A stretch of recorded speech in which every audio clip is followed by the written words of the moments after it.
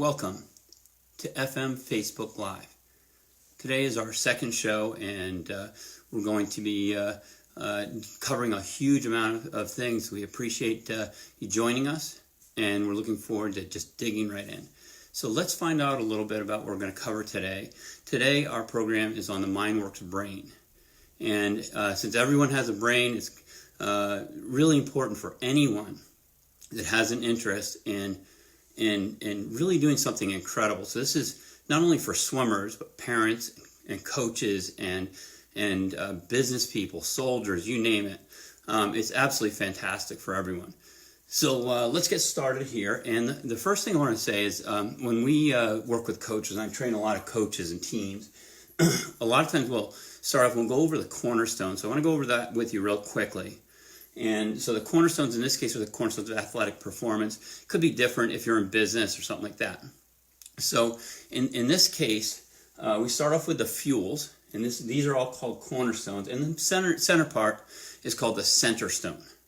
So in the first cornerstone, we have fuels, which are sleep, hydration, nutrition, and oxygen. And those fuels flow to the energy systems, which you use to contract your muscles. So you have three energy systems. You have the oxygen system, the lactic acid system, and the explosive system, which takes that food you eat or the air you breathe and it delivers it over to the muscle. Now the muscle now contracts, and it contracts around the bones. And the bones are the technique, right? So how you move your bones, that's technique. And then the bones or the technique gets you to where you want to go. And the whole question is, do you know where you want to go and how to get there? So from that standpoint here, we have synergy. Synergy is how you put it all together. So for instance, if you're racing, in swimming, that would be putting it all together, where you bring your strength and your technique and your psychology, things like this all together. And so that's how you put it all together. So as we're talking to coaches, a lot of times we'll have a discussion of what's the most important cornerstone. And it's really important to kind of understand which cornerstone is most valuable.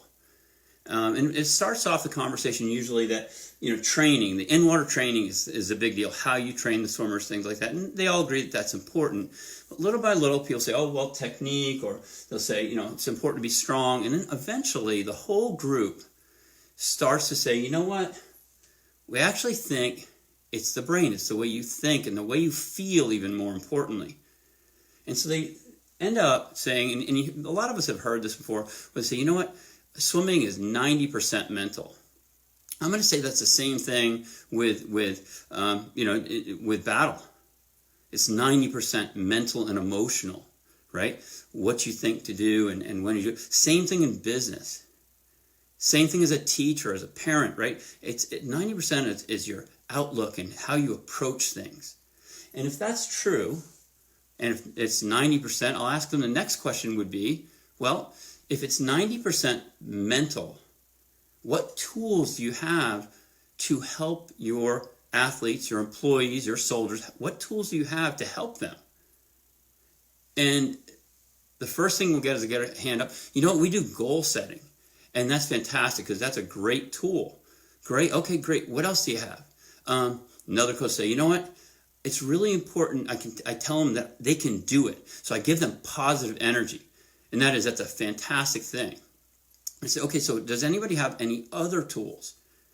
And that's where it kind of dwindles and it's all done. There's not a lot of other tools.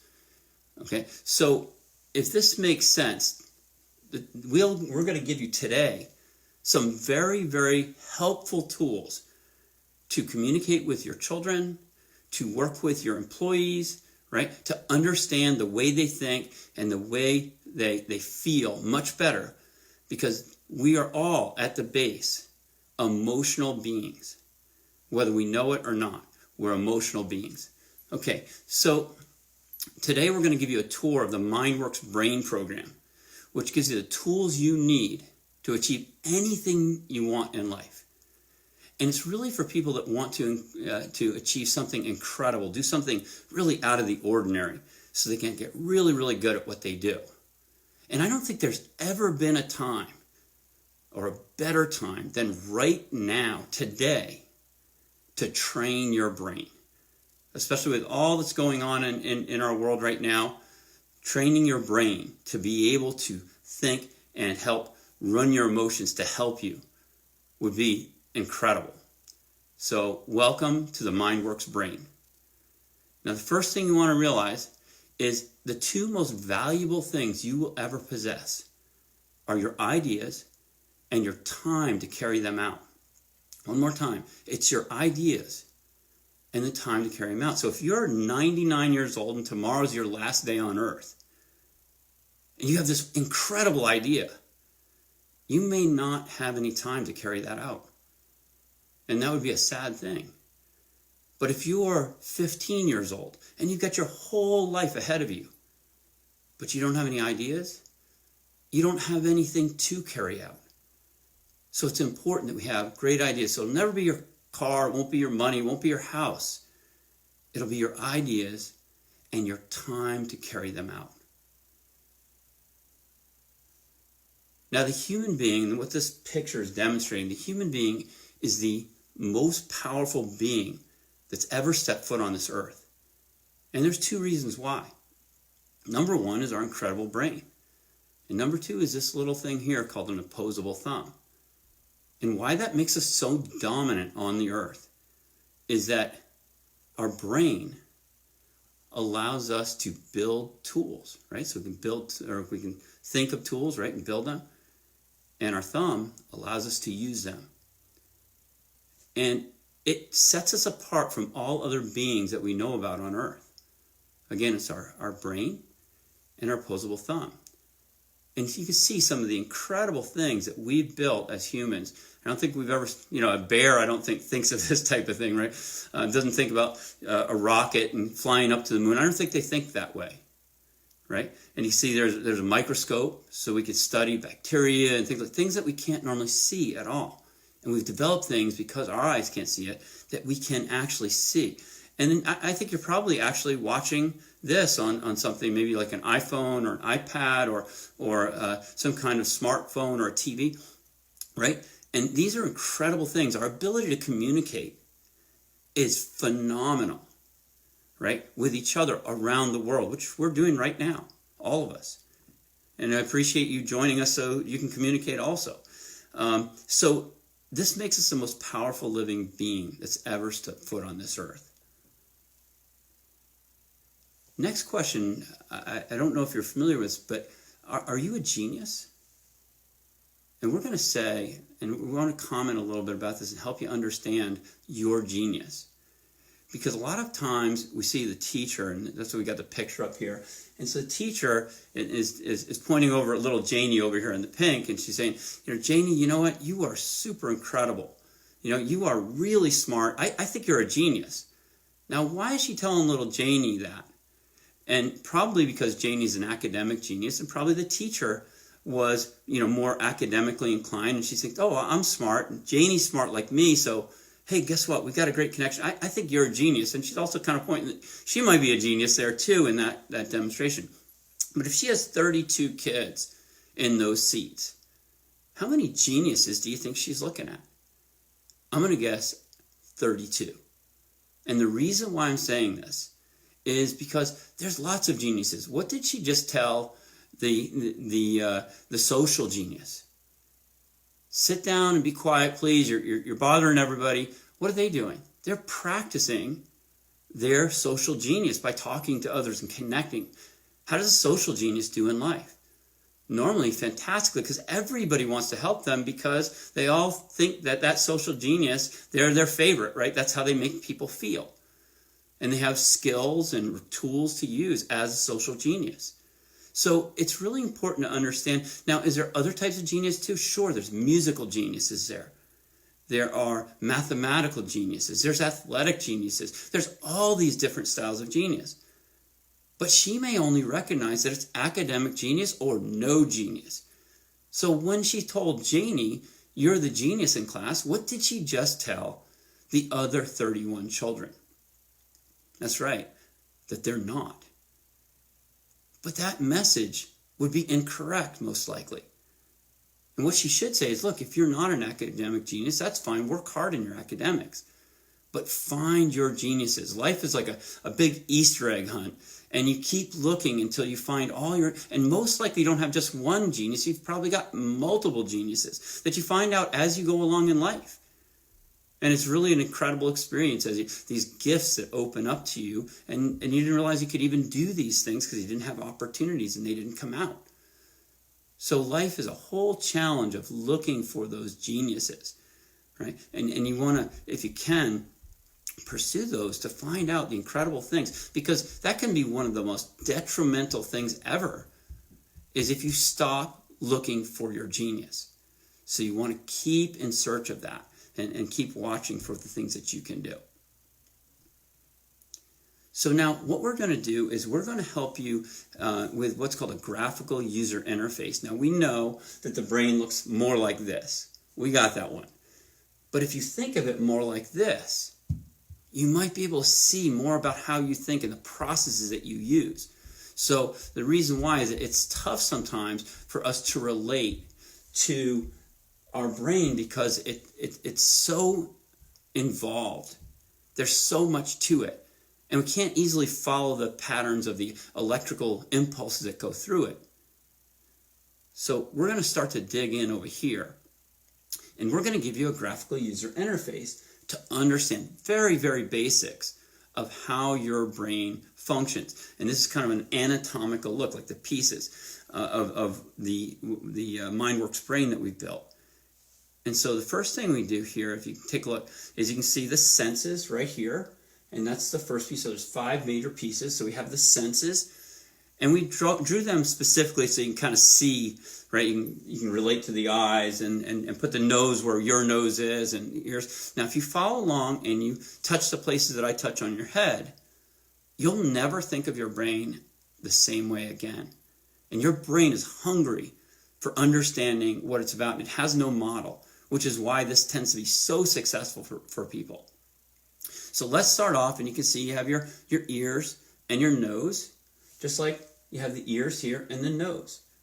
You got your tongue and your right, and you've got your eyes here. And now that all that information is brought in through those senses into what we call the short-term memory. And you can see right here the short-term memory. So all the information comes into short-term memory, and then from there. And again, this is the avatar's brain. Your brain doesn't look like this, but you're going to have a hard time understanding that in just a few minutes. So it's going to bring in, and the short-term memory is located right here. So if you touch your head right here, you're going to have a tactile target, and that's going to put an imprint on your mind.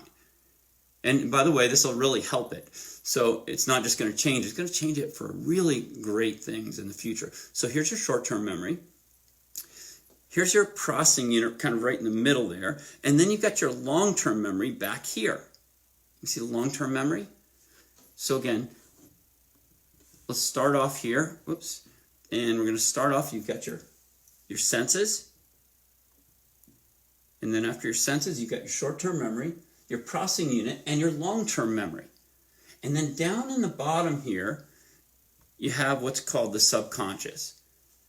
Now the subconscious is if we're the most powerful being, the way fluid mechanics and MindWorks looks at this is that this is the most powerful thing about you. It's not the way you think, which is incredible. It's the way you feel. That drives intent, what you intend to do, right? If you're really angry, if you're really happy, if you're in love, if you're, right, sad, these are important aspects of how you feel. We have people going through lots of emotion today, right? And there's confusion and things like this. We want to take that emotion and use it to help us, to get us to move forward, to get us to have a happier life, to get us to have a more productive life, right? So that's what we're going to be doing. And we're going to be taking a look. And I was talking to one of my consultants the other day, and he said, you know what people really need right now is something to help their kids, something to do something for their kids right now. So John, if you can deliver something that would help them right now, today, and for the rest of their lives, and possibly for generations where they teach their children, can you do that for us now? So I'm going to give it a try. Here we go. So what we're going to be studying, excuse me, is a little piece right down here. And it's a little ball right in here. Okay, and that's what we see as the most powerful thing about our emotion, right? And we're going to take a look and see exactly what that means, and I'm going to give you some tools to use with it. So before we get too far started, the programs that we have in the brain program, MindWorks brain program, number one is explore the MindWorks brain. That's very important so you can know all the parts and how they function and how they relate to each other.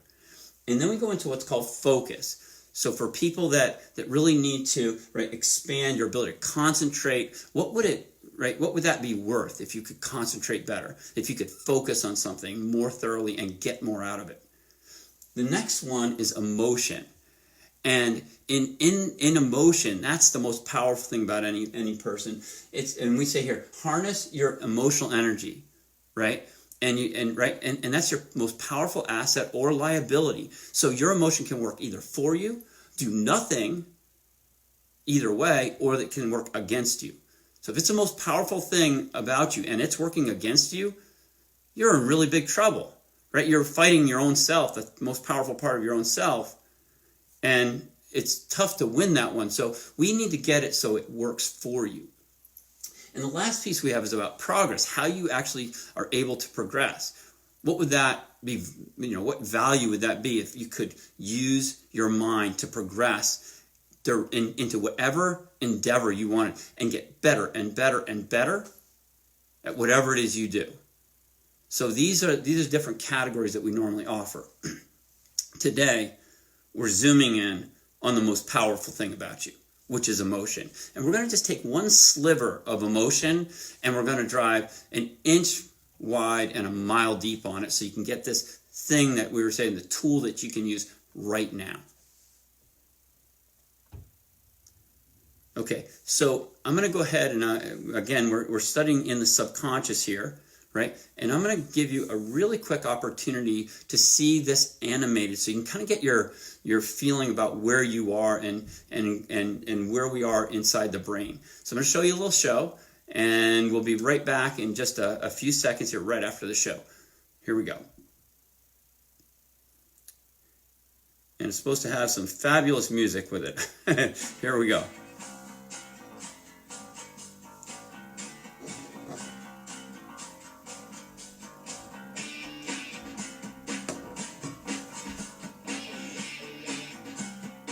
Okay, so that's the brain, and now we're going to go in and watch the information flow. Now it goes into the focus. And now here in the long-term memory, you can see it being, the information's this green apple, and it's going to analyze it against a red apple that maybe the person had picked up. And now it's going to be taken from the camera down into the subconscious. And this is where we're going to be studying today. And you can see the data flowing, and now these orbs are lifting inside that elevator the emotional energy quadrant. And now those are the emotional orbs, and now they come back right up through. Okay, so we're going to go ahead and get out of that. And so this is where we are. You were just right there. And that's what we're going to be looking at. We're going to study this little ball and understand what it means. Once you understand that one little piece, you're going to understand how powerful this program is, because we're going to deliver more and more, all these incredible tools. This is just one of hundreds of tools that we're going to be talking about today. So you can see this avatar, and her name is Cerebellum, which is kind of a cute way to say it, but it's about her brain, and you can see how she's studying this. And this is extremely important. So let's go study with her. And so this is the emotional energy quadrant. It's the most powerful thing about any human being, and it's really simple. So over on this side here, you have positive, and on this side, you have negative. All right? And then on the top, All right, so these are positive side. This is negative side. On the top, you have what's called builders of energy. And on the bottom, you have drainers of energy. So the real simple part here is if you look at what, and you want to ask yourself, what's a positive builder? So an emotion, right? It's an emotional energy quadrant. What's an emotion that I experience that's a positive builder? One of them would be excitement, happiness, normally love, things like that, right? And you get more energy for them or from them, and they're positive energy. Now, what about negative? Now, we get more energy from anger, right? You see that look, wow, that person looks really mad, right? And she looks angry, and so she got more energy, right? But it's negative energy. So you got positive and negative, and these are both builders of energy. And then when we go down to the bottom, you can see over here, this one's sad or disappointed. And that drains your energy, right? And so it's a negative drainer. And there's a lot of disillusionment. There's a lot of D words down there. Doubt, right? If you doubt yourself, things like that. And then over here you have satisfaction. So let's say you did something really great. You finish whatever it is. You're like, oh, I did that. I wanted to do that my whole life. Now I've written almost like 150 books on swimming. We're finishing our last 2 right now. And when we finish that, I'm going to be excited, right? And I think that's kind of the end of my major book writing after 150. That's enough. But over here, you also have, right, this drain, like, oh my gosh, I accomplished it. I did it, right? So so yellow, right? The yellow ones are over in the positive builder. Then you have the red ones in the negative builders. You have green down here for the negative drainers, and you have over here, you have the purple that are positive drainers. Okay, and so the closer you are, they say, the closer you are to center, the more centered you are, and the more on the edge up here, right, or out on these lines out here, the more, if this makes sense, it's going to be more polar. Right? So if you're really, really negative or really, really positive, or you're really excited or you're really down, right? Those are the polars. And so if they say if you are if 2 people are centered, let's say for instance, they're 2 people that are married and they're 2 centered, they're both centered, and you like being centered and stable, but there could be maybe not so much life in the relationship. Now, if both partners were polar, right, that could be another obstacle, as you can imagine, because they're both up and down so much. So really, what you want is kind of a mix, and the idea is to try to get a balance, a nice balance in there if you can. So these are really important to know. Now, if let's say you have a lot of negative drainers, and you can see here, I don't know if you know anybody kind of like this, that their predisposition, their baseline is normally positive and exciting and things like that. Once in a while, you should visit all the different areas. So, right, let's say her dog got hit by a car or something like that, she feels terrible, she got down, right, and she should visit that. But the question is, where does she live versus where does she visit? And living would mean, in this case, that you spend most of your time there. And then over here, you can see that she returned back to her baseline, which was up. And then you go over here, and I don't know if you've ever met somebody like this, is that their baseline is down. And they're kind of sad a lot and things like this, or down a lot. And then once in a while they visit, and they're happy, right? And then they go back to their baseline where they're kind of just down a lot. And so you can see the energy and the decrease in energy that somebody with this baseline has generally in life. And a lot of times they don't recognize it. So right now, if you take a look at this, you want to ask yourself a question. Where do I live? Now, I tend to live at like a 7 up here. And you kind of tell, if you know me at all, I've got, I like that portion of life. I prefer to be happy, excited. And once in a while, I get angry, just like everybody. But then I return to being happy and excited again. And once in a while I get sad, just like everyone. Imagine if you didn't get sad. You know, your dog gets hit by a car. You're like, okay, well, there goes that dog. But guess what? This is a great opportunity. We can go get a new dog. That person might need to be taken care of somehow, right? So that's something wrong with them, if that makes sense. So you don't want that where you can't visit any other. You want to when you want to grieve when you need to, things like that. And so I visit all the categories, but I tend to like to live up here. Now some people they want to have their partner be up there, but where they are is here. And so imagine your partner up there and you're here and you're sharing your energy with them. How do you think that feels to them? So if you want a partner that's up here, what's the first thing you need to do is to give them that gift of being like that yourself. You want to give that gift to your parents. If you're a child, right, and you're a family member, you want to give that to everyone in your family. You want to share positive light with them. Don't bring darkness in if you can help it. Right? And that can help people in everything you do. If you're at work, if you bring light to the situation, right? If you pull people forward. If you are over here, we have, right? And we're able to help people a lot, tremendously, to get, once you recognize you're there, who would want to be there? So imagine if this person actually wanted to be with that person and spend lots and lots of time with them and wanted to live with that. Right? And so if you were that person and this one wanted to be with you, you got to kind of wonder, because if they want to be with a person that's a negative drainer, and all of a sudden you start to become more positive and excited, maybe they're really looking for the person with a negative drainer. So you might not want to be with the person that wants to be with you there. So it's really important, if this makes sense, that if you want someone that's a positive builder, then you want to be someone who gives that type of energy.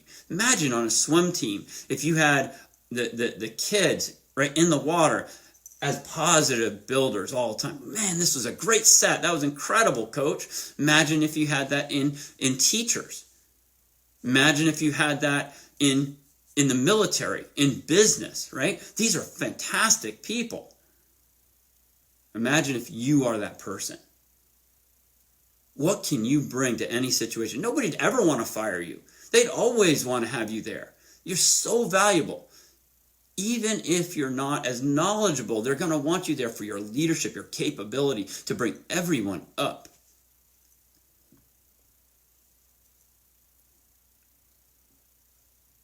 Now, have you ever heard anybody say this? They'll say, just think positive thoughts and everything will turn out all right. Don't worry, just think positive things, everything will turn out just fine. Is that true? Have you done it before? Yep, absolutely, right? We all try. Just think positive thoughts and things will turn out. I don't think that works. And as soon as it doesn't work, you say, that never, and you don't do it anymore. You're like, that doesn't work. Actually, it's interesting. So you need two parts to that. Number one is you need that, they're right about that, you need that positive energy. And actually, this is kind of connected to the wrong spot. This would be connected probably more up here, if that makes sense, but it looked kind of funny when we built it.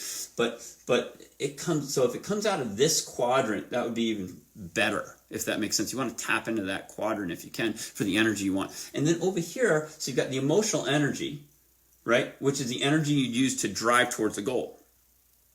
But you also need constructive knowledge. You need to know how to get from your baseline, which is where you are today, to your goal, which is where you want to get to. And these rungs are the steps to get from wherever you are to wherever you want to be. And so these are the things that you need to do constructively. Step 1, step 2, step 3, step 4. Now, if you know that, and you have the energy to drive into it, but if you just have constructive knowledge, but you don't have any energy, you don't have the energy to complete the job. Right, the achievement isn't there. So you want to get the positive energy.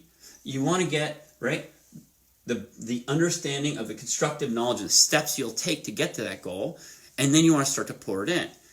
And that's why at Fluid Mechanics, right, we pour that information into people so they really understand this is what to do. And then we help them understand how to gain their energy, gain control of that energy, and drive towards those goals. And that's why 89% of our swimmers go on to swim in college, whereas 2% is the average athlete in the country from high school, right? And 16%, which is phenomenal, which is a team. But the kids that come to us really want to get something done, and we got a phenomenal program, as you can see, to get them there.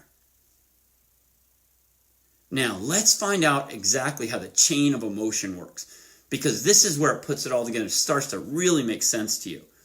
Okay, so first you take your positive thinking, your emotional energy that we were just talking about. You can see how excited she is and happy, right, ready to go.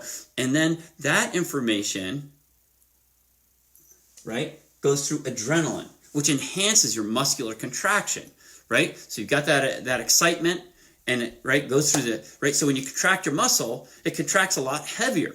So it goes from an electrical impulse, right, through a chemical, which is adrenaline. It releases a chemical in your body. It's in there right now, right? All the people all over the world that are watching it right now, you have that chemical in your body right now. And this is what triggers it. And then, next thing you know, you get heavier muscular contraction. Right? So if you know how to get from your baseline, which is your starting point, to your goal. And you can take a look at the physical energy. That's that red arrow there. And we weren't able to draw this to scale. Right? This is your energy that's stored for normal bodily consumption, right? That you're normally using. The big arrow behind it here, okay, that you can see, is the arrow that's the emotional energy, which totally engulfs.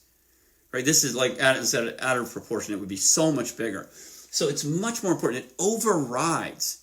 So if you feel like you can do something, then you're not willing to give up. You're not taking any no's for it. You just go. Right? If you think you own the race, or if you think you got the contract or something, it's totally different the way you approach things. And these rungs, like I said, they're step by step. And so if you have that energy, it's going to drive right through, and then you're going to achieve your goal. So let's go back to this one more time and understand. Starts with, the positive thinking and the constructive knowledge, but you have this emotional energy, which is, right, that's going to be electronic, right? And then that's going down through your adrenaline, right? And your adrenaline is going to be the chemical. And then it's going to drive right into physical with your muscular contraction being much more intense. And then you know how to get from here to there. And so it overrides your physical energy. And so understanding emotional energy, it's really, really simple. Let me help you. This is not a fun example, but let me help you understand. Let's say you had a job and your job was really exhausting. And I know right now, I can't imagine how difficult it must be to be in the medical field right now. I know our hearts go out to those folks and what they're doing and the risks they're taking. And I can't imagine, they must be totally drained emotionally, totally drained in every way, physically, right, when they get home. And after 3-5 days of doing that, they must just be really, really tough. And so they drive in, they're in their car, they drive into their garage, and they look up. And in their back mirror, they feel like they can't even go upstairs, right? They might even fall asleep in their car. They're so exhausted. And they look up, and in their mirror, they see their little daughter out on the driveway playing. And an adult comes up and slaps them in the face. Just think about what happens to that person that's so exhausted that couldn't even, move from their car. What would happen? They jump up, they, get out of the car. It'd be like nothing ever, they weren't tired at all. That's emotional energy, charge. This is a negative emotion, obviously. But if you understand that type of emotion, and there's very little, right? That person could get really hurt for doing that because that person would be just really enraged that they slapped their child. So if this makes sense, that's emotional energy. So we all have that in us right now. And hopefully we're using a positive version of that. Sorry, that just everybody seems to get that one. So anyway, so that's what we're talking about. We're talking about emotional energy. Hopefully that'll help you understand emotional energy. So let's go through the 5 emotional modes for the bear to kind of understand. And there's lots of other emotional modes, but we're looking at 5 major ones. for performance. The first thing we're looking at is survival mode. So what does a bear do in survival mode? Okay, so the bear is possibly something's getting ready to try to attack it. It's running away, right? It's climbing a tree. It's trying to get away. So that's survival mode. And so from there, we go into what's called maintenance mode. So what's a bear doing during maintenance mode? He's, walking through, enjoying the sun, right? Picking some berries and just enjoying the day. That's maintenance mode. Then we go into what's called aggressive mode. Now, what's the bear doing in aggressive mode? He's growling, his hair goes up, right, stands up like this, and he's saying, I'm a bear, watch out. Watch out for me, I'm a bear. And I'm going to take care of this if you don't watch out. You see that with teenagers a lot of times when they're starting to have a fight. Watch out, you know what I'm going to do to you, right? They're not touching anybody yet, but they're in that aggressive mode. In attack mode, what is the bear doing? The bear is attacking someone, right, or something, and it's right, and it's clawing and it's biting, and so it's fighting at this point. Now that's totally different than what we call explosive mode. Explosive mode is somebody touched the bear's cub. It's not there to fight. It's literally just wants to kill that thing. It's not going to have any question. It just wants to kill that thing, never have it on earth again, done. Right? And so it's not fighting. It's not have any intention of right? And so this is a different mode. Tremendously different mode. So when you're looking at the modes, when, let's say, for instance, you're training as an athlete, right? A lot of times if the coach comes up and says, look, I'm going to give you 3,000s, ready, set, go, which is a long distance swim for people if you're not familiar with it. That's a lot. So 3,000s, the first thing that the swimmer will do, put their head down, hips up, and they'll lighten their kick so they can survive and make it to the end of it, right? Whereas in aggressive mode or attack mode or explosive mode, the hips go down a little bit, head comes up like this, the kick starts digging in. So they start to get in more of an attack, right? So you have physical changes based on, and I'm sure you do the same exact type of thing if you're trying to survive through a contract meeting, right? Or I'm going to say probably same type of thing in when you're dealing with the military and a soldier going to battle, right? There's all these different modes, and depending on the situation, you want to choose your mode. You don't want your modes to choose you. You want to select those modes. And then, so what we do is we have in our program, we help you understand how to, right, transition your mental states, right? And you can see this one over here is kind of set themselves right internally on fire, like they're really going after it and very aggressive, right? So you have kind of the, they're just kind of training through it a little bit more, and then all of a sudden they start to just speed up, get more aggressive, and then they just set on fire, and it's more like an explosive action. Okay, so that's generally the different modes that we have. So I'm going to take a few questions right now and try to answer them for you. We've had a few questions come in, and they've been putting up the information for me to try to help me answer the questions. The first one is from a parent. How can I get my daughter to be more focused? Okay, so we're going to go over here and I can show you this. So what's the difference between engaging, disengaging, and dismissal? And so again, we have a whole section on focus, but this will help a little bit. So for somebody to engage with the mind, it's like they grasp the information. So I'll take this bottle. I tend to use bottles a lot for information. So you're grasping the information when you're engaged. To disengage means that you are, right, releasing that grasp. Does that make sense? You engage, and then once you've engaged, then you can disengage. Now, dismissal is totally different. Dismissal, a lot of the kids that we work with are in their independent stage. In an independent stage, they're a lot of times trying to kind of get on their own, make their own decisions. So even the ones that love them the most tend to kind of get dismissed. In fact, they may be the ones specifically targeted at the dismissal. And so what happens is they don't engage or disengage. They just dismiss. So they don't actually consider that. And that could be really tough if you're in that independent stage. By the way, if you are in that independent stage or going through that, normally again between about 13 and 18 years old or something during those years, if you're in that independent stage, realize the people that love you the most your whole life are most likely going to be your parents, right? And so they're going to be trying to reach out, and you're in that independent stage trying to reject it, right? It doesn't mean you love them any less. And parents, I know it feels that way, but it doesn't mean they love you any less. It's them trying to, right? And we all went through that stage too. And it's them trying to get on their own. But the problem with it, when you're in that stage, is that it's difficult because the people that love you the most sometimes are the ones that can't connect because you're not allowing them to. And they're going to try to give you the best information that they can. They may not be ready for you to be emancipated on your own, especially in the early stages, but they want you to do it. You're going to win, kids. You have to, right? At 18, you're going to go away to college or something like that, and so you're going to win. But between now and then, the easier you can make it, the better for you. And here's why I'm saying this. Number one is you'll be able to get some information from somebody who really cares about you.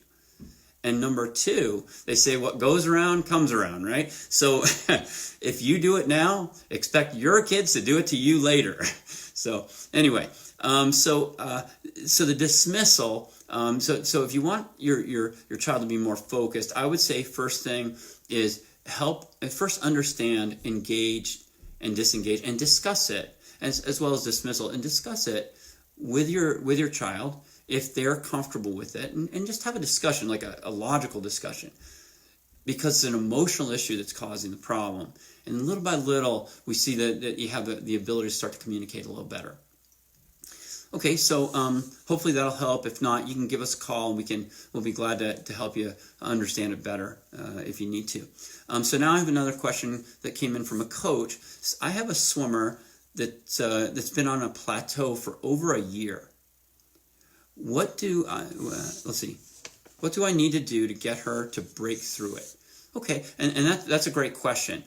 So let's head over here.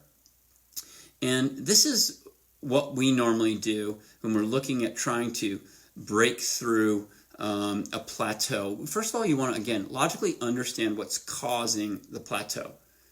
And this is normally what causes a plateau.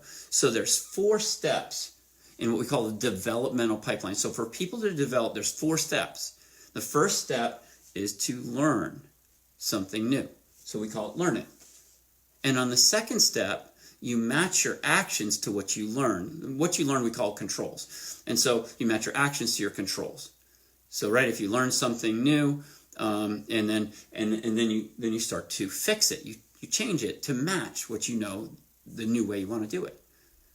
And then cement it is to do it over and over and over again, right? So you could do this, for instance, in the office with one of your employees, and they needed to know and learn something new, a new skill. And then once they learn the skill, they can't carry it out yet. They need to start to match their actions. They may still forget during that process, right? And little by little, then they're going to start to fix it. And they cement it. And you want to be there to guide them to do it over and over and over again. And little by little, they're going to kind of emancipate and be able to do that.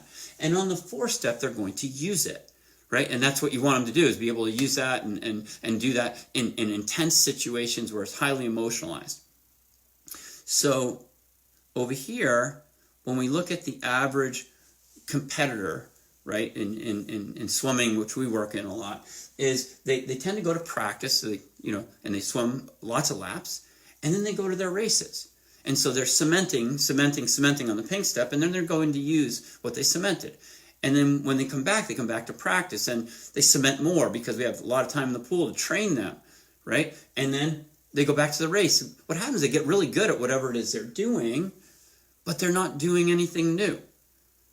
Right, and it's the concept of, Einstein, I think, said that right? The definition of insanity is, right, to do things over and over and over again and expect a different result. So we need to feed the pipeline with new information and new changes, if this makes sense. And what we're doing today here can be used to do that. So what fluid mechanics does, we come in and bring in new information, right? And then we also, from there, we help, right, help the swimmers start to make that transition, start to do what they know. And then they go back to their teams. And they cement in the new things, and then they go to races and they use them. And those are the 4 steps, right? They learn it, they fix it, they cement it and use it. We open up that developmental pipeline, they start developing, right? Whereas here, the developmental process is cut off from the source of new information. And that's what you need to do. So the coach learning and feeding that to them, and making sure this 4-step process, it's important to know that 4-step process so you can help them. Okay.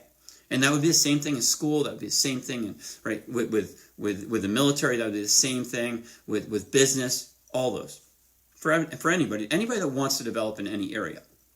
Okay, and then okay. So in this case, we have a question of, can you explain the process of moving into explosive mode?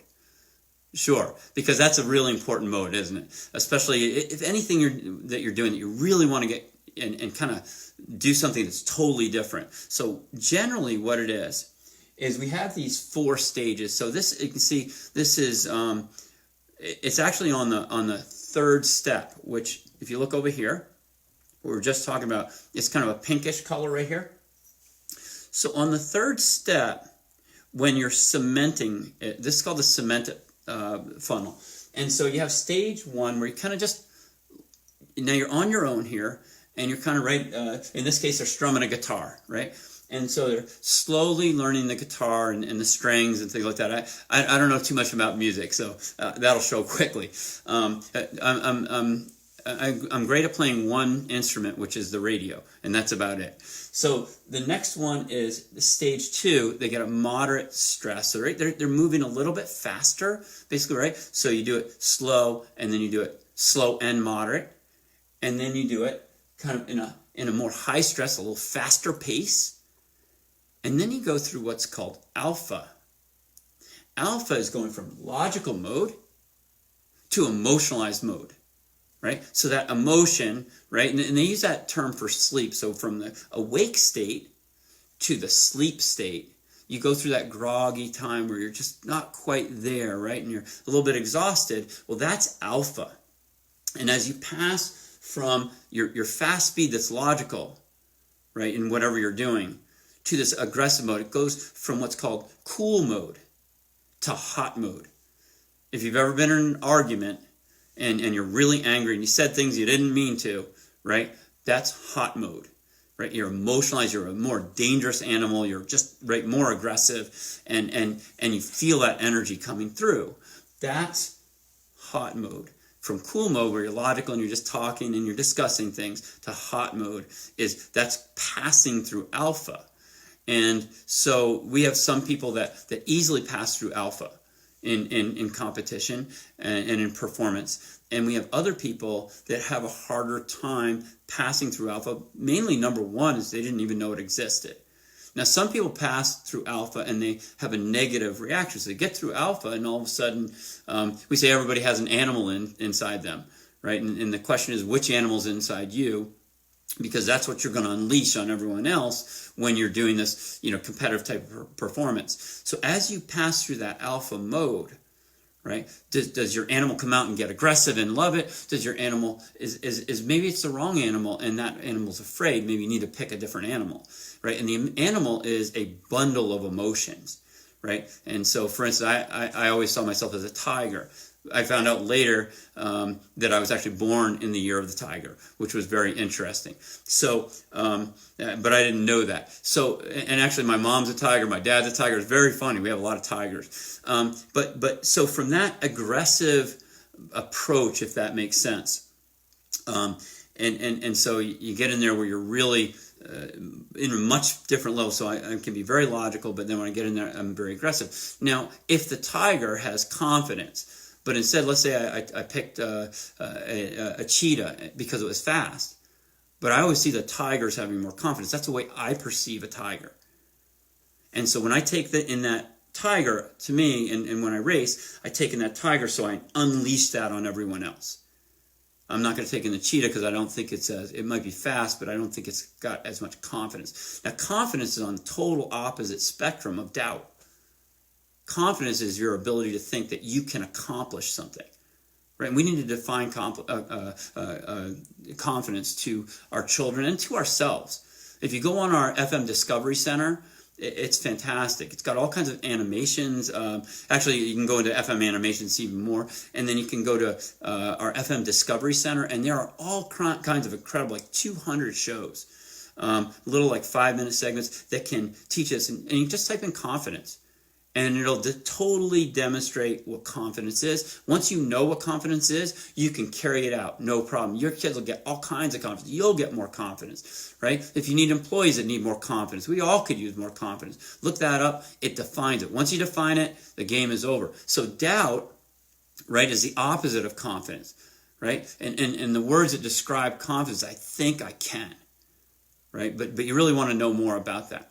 Okay, so let's see here if I got anything else. Oh yeah, that's basically, transitioning. Get a little picture of hot mode. That guy looks a little crazy to me too. So, okay, and that's our last piece of that. So, thanks so much for joining us. Let us know if you like today's show. Share it with a friend. I'm sure it could help them.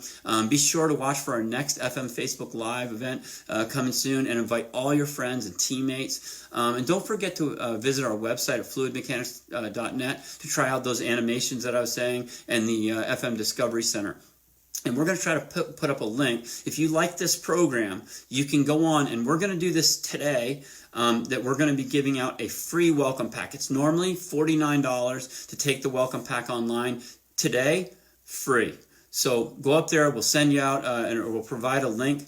If you don't get it, send in a request to swim@fluidmechanics.net. Again, swim@fluidmechanics.net, and we will get you that link at no charge. We just figure this is the time for everybody to start working on their brain, and it really helps. And the program in there is fantastic as well. And by the way, you saw those animations. All of our films, we're actually upgrading them right now to have animations. It takes us a little while, but you'll have plenty of time to see those. The animations are going to be phenomenal. And so we'll see you next time on FM Facebook Live. Thank you so much for joining us.